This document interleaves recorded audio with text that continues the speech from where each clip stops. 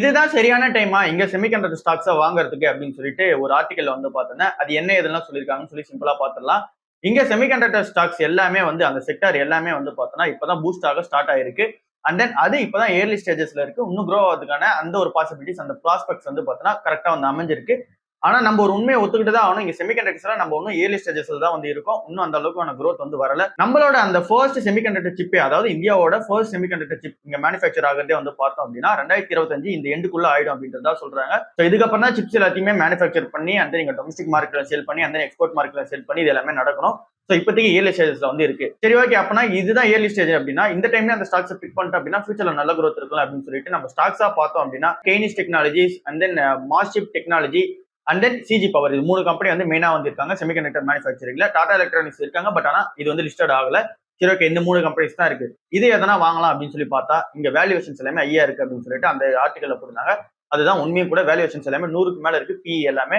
And then இதுல மார்ச்சிப் டெக்னாலஜிஸ்னா 200க்கு மேல இருக்கு பிஇ எல்லாமே. growth ஸ்டாக்கா பார்த்தாலும், அதாவது growth இன்வெஸ்டிங்கா பார்த்தாலுமே இது வந்து பார்த்தோம்னா ஓவர் பிரைஸ்டா ஆயிடுச்சு.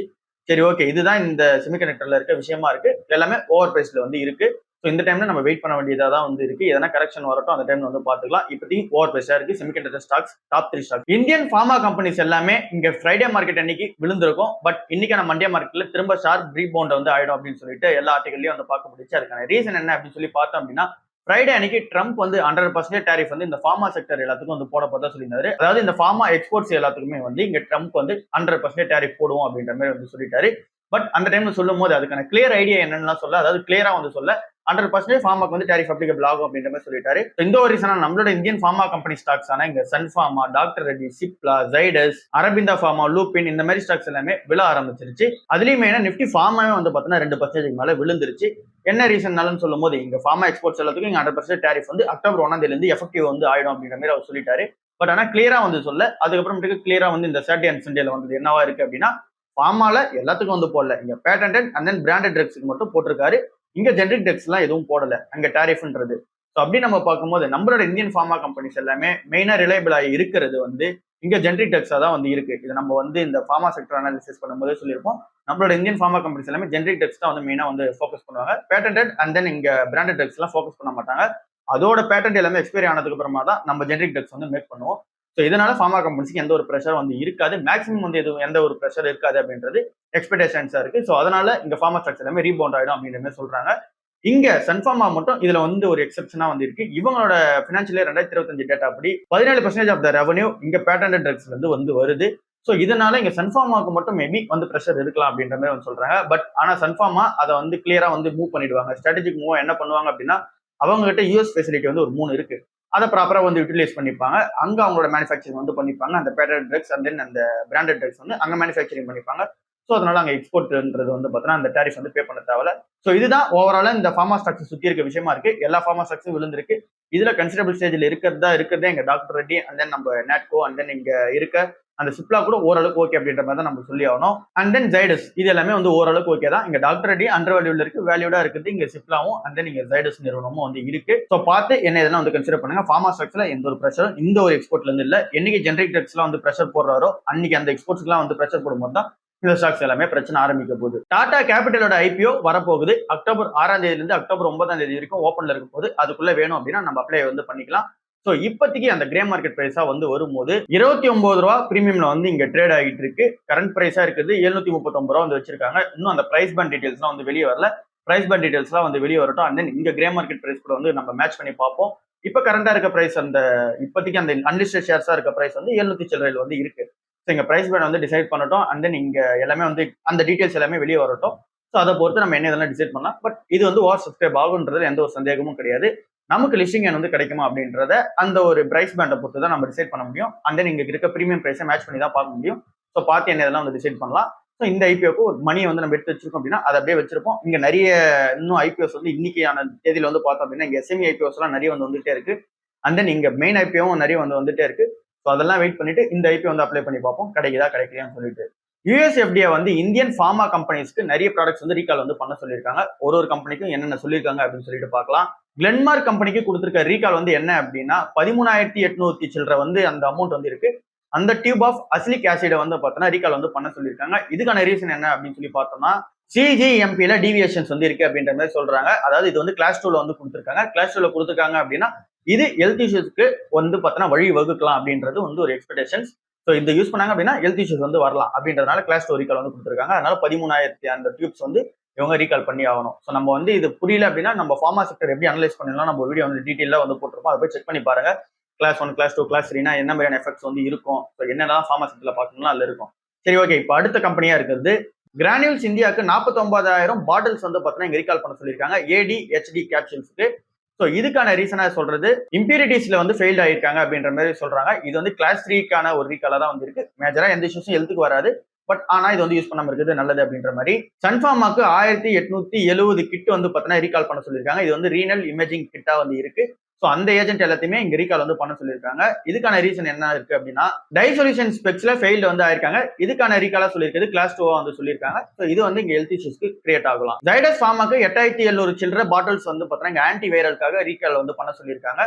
இதுக்கான ரீசனா சொல்றது இம்பியூரிட்டிஸ் வந்து ஃபெயில் இருக்கு அப்படின்ற மாதிரி சொல்றாங்க. இதுவுமே கிளாஸ் 2க்கான ரீகாலா தான் வந்து இருக்கு. யூனிச்செம் ஃபார்மாக்கு 230 பாட்டில்ஸ் வந்து ரீகால் பண்ண சொல்லியிருக்காங்க. இது வந்து கிளாஸ் 1 கொடுத்துருக்காங்க. ஸோ இது வந்து சீரியஸான ஹெல்த் இஷ்யூ. இது கண்டிப்பா வந்து பார்த்தீங்கன்னா ரீகால் பண்ணி தான் ஆகணும். ஸோ இதுதான் இந்தியன் ஃபார்மா செக்டருக்கு இங்க யூஎஸ்எஃப்டிஏ கொடுத்த அந்த ரீகால் ஆப்ஷன்ஸ் தான் வந்து இருக்கு. இது எல்லாமே இந்த யூஎஸ்எஃப்டிஏ கொடுக்கறதுக்கான ரீசன் என்ன அப்படின்னா இங்க யூஎஸ்ல நீங்க ஒரு ப்ராடக்ட் எக்ஸ்போர்ட் பண்ண போறீங்க அப்படின்னா இந்த மாதிரியான தரத்துல வந்து நீங்க எக்ஸ்போர்ட் பண்ணணும். இது மக்களுக்கு ஒருவேளை இங்க வந்து பாதிப்பா இருந்துச்சு அப்படின்னா அந்த ப்ராடக்ட் ஏற்கனவே சேல் ஆயிருந்தாலும் அதை நீங்க வந்து ரீகால் பண்ணி ஆகணும். ஸோ அந்த ப்ராடக்ட் அங்க வந்து விற்க முடியாது, ரீகால் பண்ணி எடுத்துட்டு வந்து ஆகணும். ஸோ இதுதான் இது ப்ராசஸ். ஜோகா நிறுவனம் அரட்டை அப்படின்னு சொல்லிட்டு ஏதோ மெசேஜிங் ஆப் ஒன்று ஓப்பன் பண்ணிருப்பாங்க போல, அதை நான் வந்து நோட் பண்ணதில்லை. ஸோ அந்த ஆப்ல வந்து திரும்ப வந்து இன்வெஸ்ட்மெண்ட் வந்து பண்ண போறதா ஸ்ரீதர் வெம்பு வந்து சொல்லியிருக்காரு. ஸோ இது வந்து இங்க சேட்டிங் ஆப்பா வந்து இது இருக்கும் அப்படின்ற மாதிரி வந்து எக்ஸ்பெக்டேஷன்ஸா வந்து இருக்கு. இது வந்து லோ பேண்ட் வித்லயே வந்து ஒர்க் ஆகும் அப்படின்ற மாதிரி சொல்லியிருக்காரு. ஸோ அதை ஸ்கேல் அப் பண்றதுல இன்வெஸ்ட்மெண்ட் வந்து பண்ண போறாராம். வெள்ளிக்கிழமை அன்னைக்கு கண்ணா பின்னான்னு மார்க்கெட் வந்து இறங்க ஆரம்பிச்சிச்சு. இதுல டாப் 10 மோஸ்ட் வேல்யூடு ஃபிலிம்ஸ் சொல்ற கம்பெனிஸே அவங்களோட மார்க்கெட் கேப்ப 2,99,00,000 வந்து பார்த்தீங்கன்னா இங்க இழந்திருக்காங்க. அவங்களோட மார்க்கெட் கேப்ப 2,99,00,000 ரொம்ப பெரிய அமௌண்டா வந்து இருக்கு. இதுல மெயினா இருக்கிறது டிசிஎஸ் கம்பெனி வந்து இருக்காங்க. அவங்க 52 வீக் லோ கிட்ட வந்து ட்ரேட் ஆக ஆரம்பிச்சிட்டாங்க. இது டிசிஎஸ் அண்ட் தென் இங்க ஐடி கம்பெனியா பார்க்கும்போது இன்ஃபோசிஸ்மே ஒரு 38,000 கோடி வந்து மார்க்கெட் வேல்யூஷன் வந்து இங்க லாஸ் பண்ணிருக்காங்க. பேங்கிங் செக்டர்ல வரும்போது HDFC, ICICI, SBI இது மூணுமே அவங்களோட மார்க்கெட் கேப்பை இழந்திருக்காங்க. டெலிகாம் செக்டர்ல ஏர்டெலும், இன்சூரன்ஸ் செக்மெண்ட்ல LICயும், FMCGல HULம் அண்ட் தென் NBFCல பஜாஜ் பினான்ஸும் வந்து பார்த்தீங்கன்னா அவங்களோட மார்க்கெட் ஷேரை கண்டினியூஸா இழந்திருக்காங்க. ஓவராலா கம்பைன் பண்ண ரிலையன்ஸ் இண்டஸ்ட்ரீஸுமே அவங்களோட மார்க்கெட் கேப் வந்து இழந்திருக்காங்க. ஸோ மார்க்கெட் ரொம்ப வீக்கா இருக்கு. இங்க ஃப்ரைடே அன்னைக்கு நிறைய செல்லிங் வந்து நடந்துச்சு. இதுல ஃபார்மா செக்டர் மட்டும் இன்னைக்கு ஒரு ஷார்ப் ரீபவுண்ட் வந்து இருக்கலாம் அப்படின்ற எக்ஸ்பெக்டேஷன்ஸ் இருக்கு.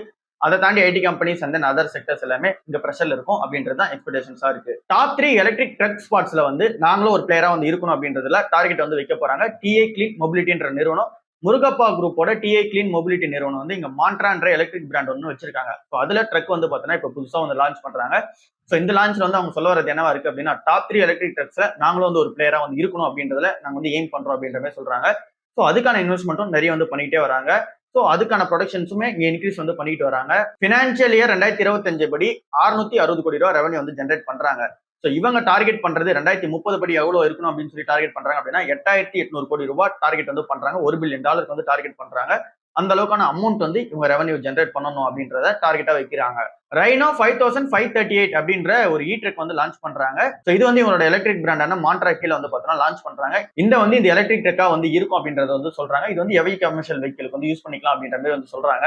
ஸோ இதோட பிரைஸ் அவங்க வச்சிருக்கிறது 1,15,00,000 வந்து வச்சிருக்காங்க.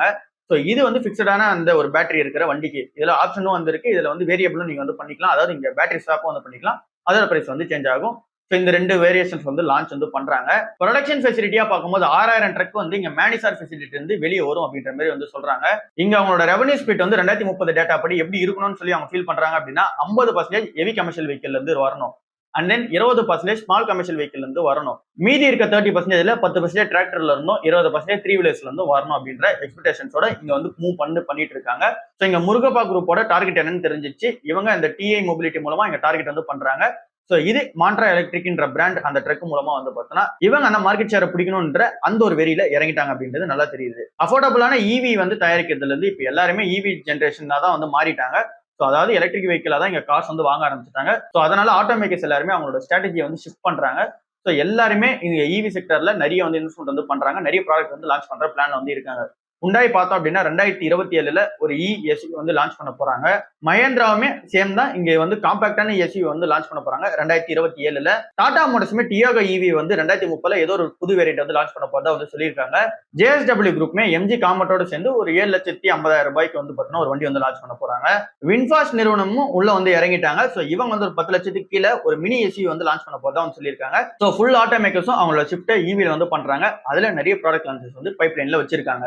ஜாகுவார் அண்ட் லேண்ட் ரோவரோட அந்த ப்ரொடக்ஷன் ஃபெசிலிட்டி இன்னும் ஸ்டாப்ல தான் வந்து இருக்கு. சோ அதனால என்ன பண்றாங்க அப்படின்னா யூகே கவர்மெண்ட் வந்து பேக்டப்பா வந்து லோன் வந்து தரப்போதான் சொல்லியிருக்காங்க. 1.5 பில்லியன் யூரோஸ் வந்து பார்த்தோன்னா லோனா வந்து தர போறாங்க. சோ இது வந்து யாருக்கெல்லாம் பாதிப்பா இருக்கோ அவங்க எல்லாருக்கும் வந்து யூஸ் பண்ணிக்கிற மாதிரி இருக்கணும் அப்படின்ற மாதிரி எக்ஸ்பெக்டேஷன்ஸ்ல கொடுக்குறாங்க. இங்க டைரக்டா ஜேஎல்ஆர்ல ஒர்க் பண்ற எம்ப்ளாயிஸ் வந்து 34,000 எம்ப்ளாயிஸா வந்து இருக்காங்க. இதுவே இங்க ஜேஎல்ஆர் சுத்தி இது லிங்க்டா இருக்க எம்ப்ளாயிஸ் எல்லாமே நம்ம கவுண்ட் பண்ணோம் அப்படின்னா, அதாவது இங்க ஜேஎல்ஆர்ன்றது பெரிய பிசினஸ், அதை சுத்தி நிறைய சப்ளை செயின் வந்து இருக்கு. நிறைய சின்ன சின்ன ஆட்டோமொபைல் மேக்கர்ஸ் வந்து இருக்காங்க. 1,20,000 பேர் வந்து வராங்க. சோ இங்க டைரக்டா 34,000 பேர் அண்ட் தென் இன்டைரக்டா வந்து 1,20,000 பேர், ஒட்டுமொத்தமா ஒரு 1.5 லட்சம் பேருக்கு வந்து பாத்தீங்கன்னா இங்க ஜாப்ஸ் வந்து இங்க பாதிக்கப்படுறதுக்கான அந்த சான்சஸ் இருக்குல்ல. சோ அதனாலதான் 1.5 பில்லியன் யூரோஸ் வந்து பேக்டப்பா, அதாவது யூஎஸ் கவர்மெண்ட் பேக்டப்பா வந்து லோன் வந்து தராங்க டாடா மோட்டார்ஸ் நிறுவனத்துக்கு.